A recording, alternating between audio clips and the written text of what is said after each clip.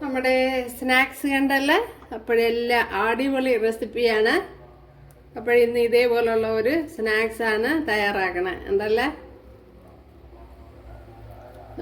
അടിപൊളി ഒരു സ്നാക്സാണ് ഇത്. നല്ല ടേസ്റ്റ് ഉണ്ട്.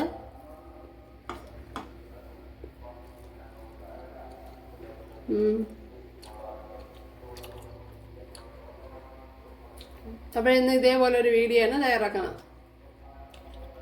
ഹായ് കൂട്ടുകാരെ, സെലം ബ്ലോസിലേക്ക് സ്വാഗതം. ഇന്ന് ഒരു സ്നാക്സിന്റെ റെസിപ്പി നോക്കാം. അതിനായിട്ട് 1.5 ഗ്ലാസ് ശർക്കര എടുത്തിട്ടുണ്ട്. അതിലേക്ക് 3-4 ഏലക്കയും കൂടെ ചതച്ച് ചേർത്ത് കൊടുക്കുക. അതേപോലെ ആവശ്യത്തിനുള്ള വെള്ളവും കൂടെ ഒഴിച്ചു കൊടുക്കുക.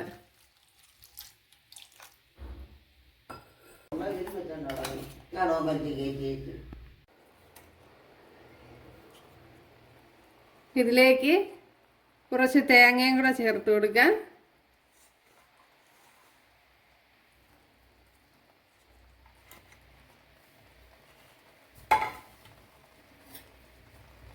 തേങ്ങയും കൂടെ ചേർത്ത് കൊടുത്ത് നല്ലപോലെ ഒന്ന്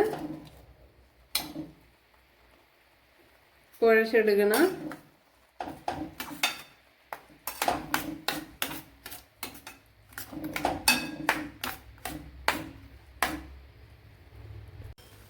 നല്ലതുപോലെ ഇവിടെ വഴണ്ട് വന്നിട്ടുണ്ട്. ഉണ്ടല്ലേ, ഇതേപോലെ വഴറ്റിയെടുക്കണം.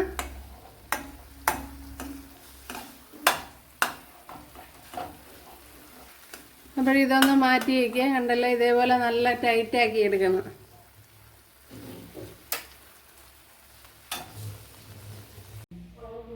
ഒരു ഗ്ലാസ് മൈദാമാവ് എടുത്തിട്ടുണ്ട്. അതിലേക്ക് ഒരു 1.5 ടേബിൾ സ്പൂൺ റവയും കൂടെ ചേർത്ത് കൊടുക്കുക. ഇത് വറുത്ത റവയാണ്. ഇതിലേക്ക് ശകലം മഞ്ഞൾപ്പൊടി, ഇതിലേക്ക് ആവശ്യത്തിനുള്ള വെള്ളം ചേർത്ത് കൊടുക്കുക. അപ്പോഴും ഒത്തിരി അങ്ങ് ലൂസാവണ്ട.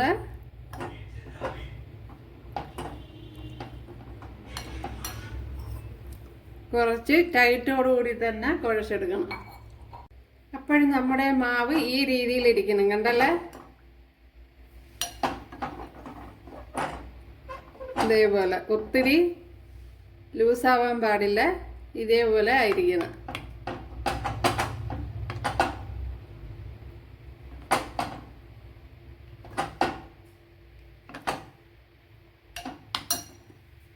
അപ്പോൾ ഇതിനെ ഇതേപോലെ ഒന്ന് ഉരുട്ടിയെടുക്കണം. കണ്ടല്ലേ,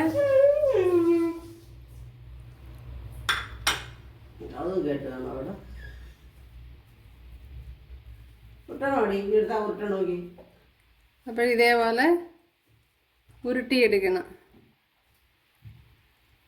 ഒരടിപൊളി സ്നാക്സാണ്. അപ്പോഴെല്ലാം ഇതേപോലെ ഉരുട്ടിയെടുക്കുക. ഇവിടെ ഓയിൽ നല്ലതുപോലെ ചൂടായിട്ടുണ്ട്. അപ്പോഴിനി മാവിലേക്ക്, അപ്പോഴും മാവ് കുറച്ച് കട്ടിയിലെടുക്കണം. ലൂസായിട്ട് എടുത്താൽ ശരിയായി കിട്ടില്ല. ഇതേപോലെ കട്ടിക്ക് എടുക്കണം. കണ്ടല്ലേ,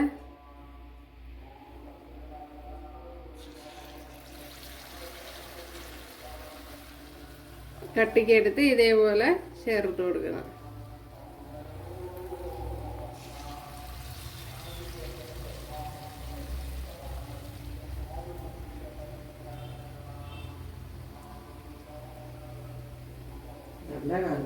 ഇങ്ങനെ നല്ലതുപോലെ മാവ് കോട്ട് ചെയ്തെടുക്കണം.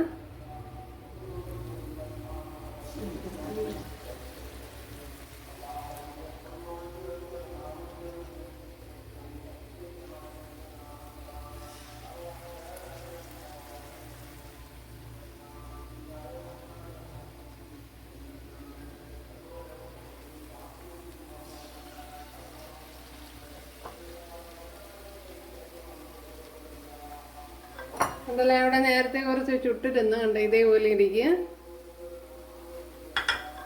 അപ്പോഴിത് ഇതിനേക്കാളും വലുതായിട്ട് വേണമെങ്കിലും ചെയ്യാം.